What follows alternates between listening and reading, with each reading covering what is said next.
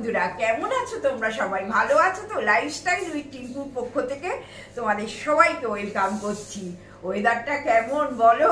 শীতকালে মোটেই ভালো লাগে না। কালকে রাত 11টা থেকে বৃষ্টি আরম্ভ করেছে, আর দাদা সমানে বলে যাচ্ছে যে আমার গাছের ফুলগুলো নষ্ট হয়ে গেল, আমার গাছের ফুলগুলো নষ্ট হয়ে গেল।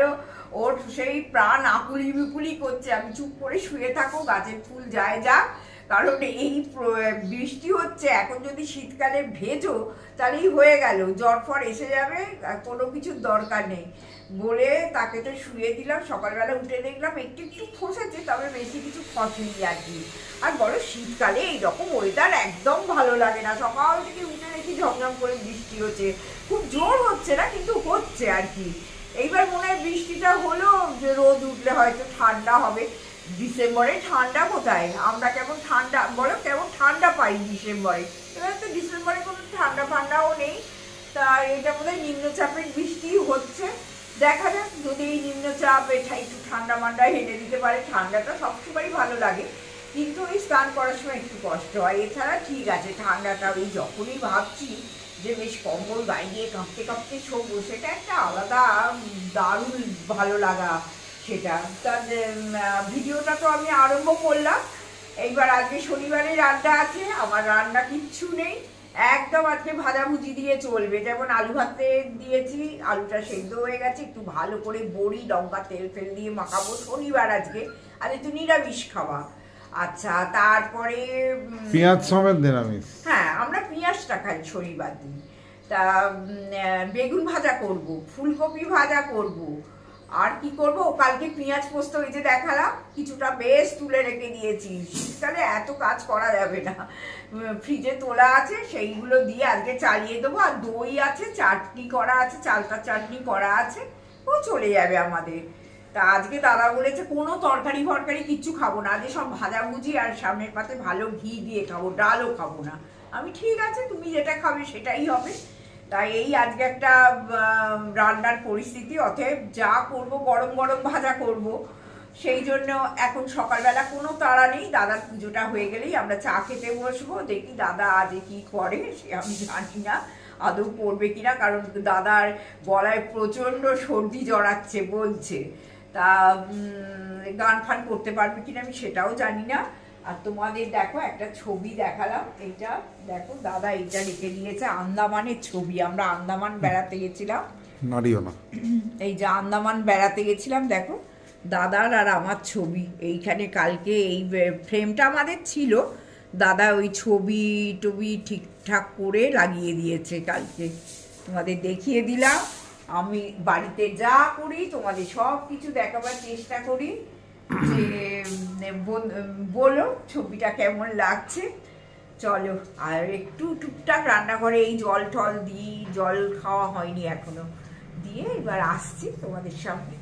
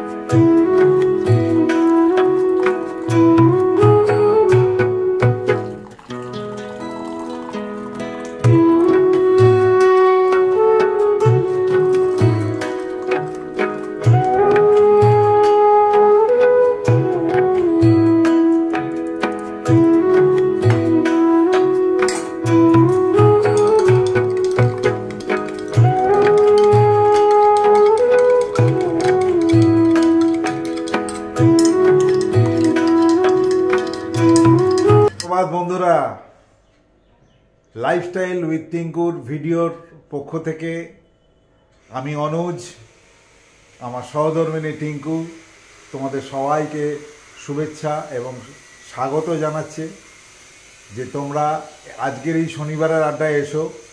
আমার গলার যা অবস্থা আর যা ওয়েদার তোমরা জানো, একদিন ঠান্ডা তো পরের দিন গরম, তারপরের দিন পাখা চালাতে হচ্ছে।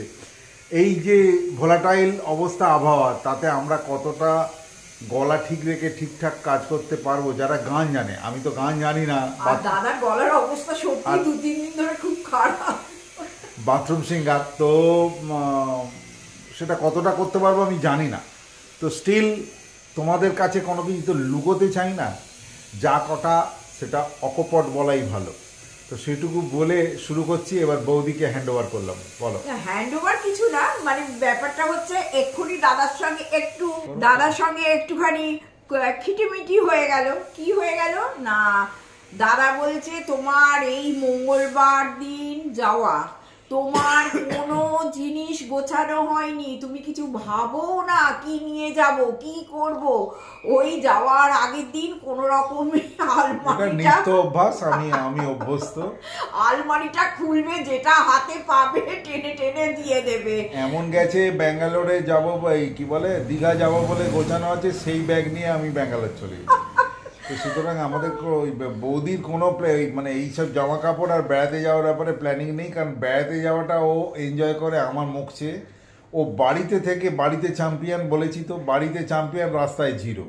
আর আমার একদম ভাল লাগে না, আমার মতো মানুষ তোমরা পাবেই না। বেড়াতে যেতে আমার একদম ভালো, হ্যাঁ কেমন ভাল লাগে বলো তো, কবে সেইখানে টুকটাক একটু কোনোদিন বাজারে নিয়ে গেল, কোনোদিন দোকানে নিয়ে গেল, কোনোদিন new market, Gariahat, Canning street, এরকম টুকটাক আমাকে একটু ঘুরিয়ে দিল। তারপরে এখন এত মেলা ঠেলা এসছে, হস্তশিল্প মেলা চলছে, নানান রকম খাদি গ্রামোদ্যোগের কি সব চলছে, তা নানান রকম মেলা ঠেলা একটু ঘুরিয়ে দিল, আমি খুশি। না, তার সঙ্গে যদি বৌদির পেছনে মানে বৌদির বিনুনির সঙ্গে যদি একটা ব্যাংকের এটিএম কে বেঁধে দেওয়া যায় তাহলে ঠিক আছে। মানে সেই মানে শপিংটা বা সেই বেড়ানোটা অর্থবহ হয়। দেখো, দেখবো যাবো অথচ কিনবো না, এটা লোভ সংবরণ করা বা নিজেকে সংযত করা খুব কষ্টে। না দাদা, এটা আমার সম্বন্ধে খুব বাজে কথা বলছে। আমি সবসময় যেটাই শপিং করি খুব ভেবে চিন্তেই করি। আর সব থেকে বড় কথা হচ্ছে, দাদা এটা বলুক, দাদার উপর আমি কখনোই চাপ দিই না। সেটা কোনোদিন দেয়নি, কিন্তু হাত খরচা যতটুকু দাদা দেয় আমি সেইটুকুতেই করার চেষ্টা করি। 100 বার এগ্রিড। আমি দাদাকে কখন না এগ্রিড, তাহলে কেন বলছো? যেটা সমস্যা সেটা হচ্ছে আমরা রক্ত মাংসের মানুষ। কতক্ষণ আমি নিজেকে সংযত রাখবো? একটা সময় গিয়ে বাঁধ ভাঙবেই। আমরা ঈশ্বর নই, আমরা মানে রাক্ষস নই, আমরা দেবদূত নই, আমরা মানুষ হলেও আমি দেখো, আমি আমার ওয়েটটা বুঝে আমি খরচা করবো না, ওই রকম কখনো হয়ই না দাদা। আমি একটা কথার কথা বললাম, এই যে বিভিন্ন মেলায় ঘুরে বেড়ানো, কলকাতায় ঘুরে বেড়ানো, পার ভিজিটে খুব কম হলেও @2000 দিয়ে শুরু, মোটামুটি 3-3.5 এরকম খরচা হয়। আর বাইরে বেড়াতে গেলে কেমন হয়? ঠিক আছে, বাইরে বেড়াতে গেলে হয়তো চলো 35,000, 40,000, 30,000 খরচা, 2,000 বেশি, এখনকার বাজারে 40,000টা বেশি। আর যা দিনকাল পড়েছে এখন, বাইরে বেড়াতে যাওয়া মানেই আমাদের মতো মধ্যবিত্ত মানুষদের প্রচুর ভেবে চিন্তে করতে হয়, কারণ এখন আর কোনো সস্তা গন্ডার বাজারেই নেই। তুমি একটা প্লেট খাবে, একটা মিল খাবে, তোমার 250-300 টাকা থেকে আরম্ভ হচ্ছে। দাদা এটা কত বাজে ব্লেম দিল ক্যামেরাতে, বলো? আমার খুব খারাপ লেগেছে ব্যাপারটাতে। না সেরকম কিছু নয়, কিন্তু কথাটা হচ্ছে এই যে মেলায় যাব, মেলায় ঘুরবো, অথচ নিজেকে সংযত করে রাখবো, তাহলে আমি যাবো কেন? না দেখো, আমার যে বায়না, সে বায়নাটার মধ্যে একটা প্রাণ আছে, কি না সারাটা জীবন নিজের কেরিয়ার কি করে আমার বন্ধুকে টপকাবো, কি করে আরেকজনের থেকে আমি এগিয়ে থাকবো, নিজের প্রমোশনের জায়গাটা আমার যারা কর্তৃপক্ষ তাদেরকে আমি বোঝাবো যে আই অ্যাম ডিপেন্ডেন্ট, আমি তোমাদের ডিসিশনের ওপর ডিপেন্ডেন্ট, আমার কাজ দিয়ে আমি তোমায় পুষিয়ে দেবো যাতে আমি 1 নম্বরে থাকতে পারি। তো এই কেরিয়ার দেখতে গিয়ে ছুটি ছাটা সমস্ত কিছু বাদ দিয়ে সংসারকে ছেড়ে আমরা কিন্তু ঢুকে পড়ি নিজেদের কেরিয়ার ঠিক করতে। তো তাতে কি হয়, প্রাণ থাকে না, থাকে বছরে 1বার কি 2বার বউয়ের হাত ধরে ঘুরে বেড়ালাম, কিন্তু আলটিমেটলি মাকসাদটা হচ্ছে এই যে রিটায়ার্ড লাইফটা লোকে বাড়িতে থেকে বোর হয়ে যায়। তা বলে তোমরা বলো প্রত্যেক মাসে বেড়াতে যেতে হবে? এটা কোনো কথার কথা হলো বলো? এই এখন একটা শেষ হলো না, আবার একটা আরম্ভ হয়ে গেল, এখানে যাব ওখানে যাব। আমার না, আমি কালকে রাত্রিবেলাই দাদাকে বলেছি, তুমি একজন বন্ধুকে বলছে আর কি, সে তার মিসেসকে নিয়ে যদি যায়, তা তুমি ওদের সঙ্গে ঘুরে এসো না গো, আমি ঠিক একা একা থাকতে পারবো, আমার ভালো লাগে না এত বেড়াতে যেতে। দাদা কি গান করবে দেখো। হ্যাঁ, দাদার সঙ্গে আজকে ওই যে বলছি সকালে খটামুটি লেগেছে এই বেড়াতে যাওয়া নিয়ে। চলো দাদা কি গান করবে দেখি। গান তো একটা শোনাতেই যাবে, নাহলে শিপর্ণা, প্রগতি, আমার সব বন্ধুরা, মৌসুমি, জয়িতা, দোলা, তারপর সোনালি। এখন সোনালি ভীষণ সোনালি খুব আবেগপূর্ণ কথাবার্তা বলে, কিছুটা সোমার মতন, মানে সোমা দিদিভাই যেমন এমন কিছু আবেগে আমাদের ভাসিয়ে দেয় যে তখন মনে হয় দূর সব গোল্লায় যাক, আমরা এই ব্লগটাকে দুর্দান্ত করব, আরো ভালো করব।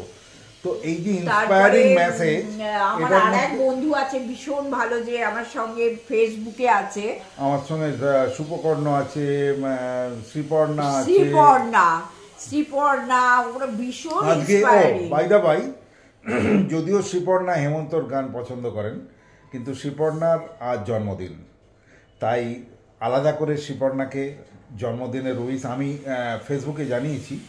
তো আমি তো নাম্বার জানি না, তাহলে হোয়াটসঅ্যাপেও জানাতাম। তো আমাদের দুজনের আন্তরিক শুভেচ্ছা, শুভকামনা এবং আপনার দীর্ঘায়ু কামনা করি, সুস্থ জীবন কামনা করি। তো শ্রীপর্ণাকে আমি তুমি করেই বলি বোন। তো এগিয়ে চলো, ঈশ্বর যেমন পথ দেখাবেন তেমন পথেই আমরা এগোবো। আর আমি একটু উইশটা করে নিই, হ্যাপি বার্থডে শিপর্ণা, ভীষণ ভালো থেকো, সুস্থ থেকো, আনন্দে থেকো, many many happy Returns of the day, enjoy the special day করে থাকো, আজকের দিনটা উপভোগ করো। একদম একদম। যদিও তোমরা এই ভিডিওটা পাবে আগামীকাল। আজকের গান বিখ্যাত শিল্পী মান্না দের বিরহের গান, যে গানটা আপামর বাঙালির মনকে নাড়িয়ে দেয় এবং অবাঙালিদেরও। আমি মাঝে মাঝে ফেসবুকে জাভেদ আলী সাহেবের মান্নাদের অনুকরণের গান দেখি, ভালো লাগে, কারণ জাভেদ আলী তো ভাঁজা গলা, মানে একদম সারগাম তার করায়ত্ত। আমরা বাথরুম সিঙ্গার, আমরা তো কোনোদিন হারমোনিয়াম তো দূরের কথা, সেতার তো দূরের কথা, কিছুই করিনি। তবে হ্যাঁ, ছোটো বয়স থেকে মান্নাদের গান একটা প্যাশন ছিল। হেমন্তর গান যে ইয়াং বয়সে খুব একটা গেয়েছি মনে পড়ে না, এবং মান্নাদের গানটা গলায় খেলতো ভালো, কিন্তু তার জন্য কোনো শিক্ষা দীক্ষা ছিল না। ওই গান গাইতাম বন্ধুদের বা কোনো আত্মীয় পরিজনের বিয়েতে, বাসর ঘরে গান করতাম মান্নাদের এই বিরহের গানগুলো, এবং ভালোই লাগতো, নিজেরও ফিলিংসটা খুব ভালো লাগতো। যাই হোক, আমার স্পর্ধা যে আমি ওইরকম একটা বিখ্যাত বটগাছের গান আজকে গাইছি, ছোট্ট একটা লজ্জাবতী লতা গাছ। তো চেষ্টা করে দেখি কতটা কি পারবো, আমি জানি না। তুমি নিজের মুখেই বললে যেদিন সবই তোমার অভিনয়, সত্যি কোনো কিছু নয়। আমি দুঃখ পেলেও খুশি হলাম জেনে, আমি দুঃখ পেলেও খুশি হলাম জেনে।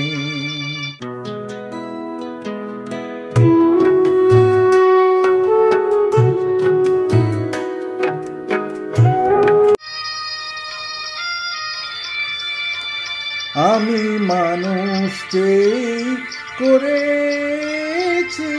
ভুল, আমি মানুষ চেয়ে করেছিলাম ভুল।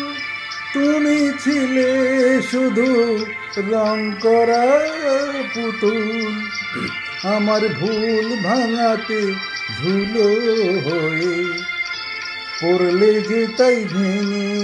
আমি দুঃখ পেলেও খুশি হলাম জেনে,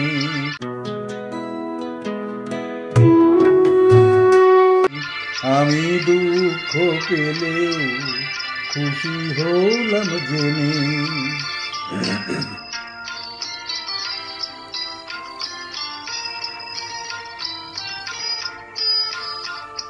আনন্দ আর নেই গো যেখানে, শুধু মুখের হাসি সাজিয়ে রেখে কাজ কি সেখানে। আনন্দ আর নেই গো যেখানে, শুধু মুখের হাসি সাজিয়ে রেখে কাজ কি সেখানে। এই বুকের জ্বালা বুকে গোপন করে, এই বুকের জ্বালা বুকে গোপন করে, বলো লাভ কি হবে নকল মালা পরে।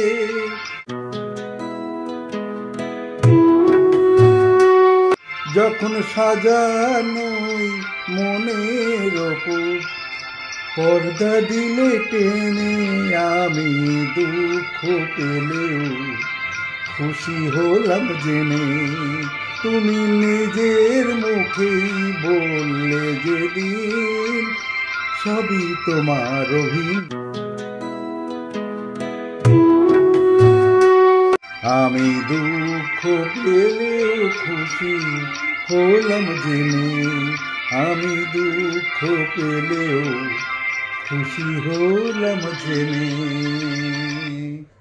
এই হলো আজকের গান, বিরহের গান। বাপরে বাপরে, তো মান্নাদের এই গান গাইলে চোখটা বন্ধ করে শুধু উপলব্ধি করতে হয়, আর ভেতরে গুনগুন গুনগুন করে নিজের ভেতরে গাইতে হয়, কিন্তু কেউ শুনতে পাবে না।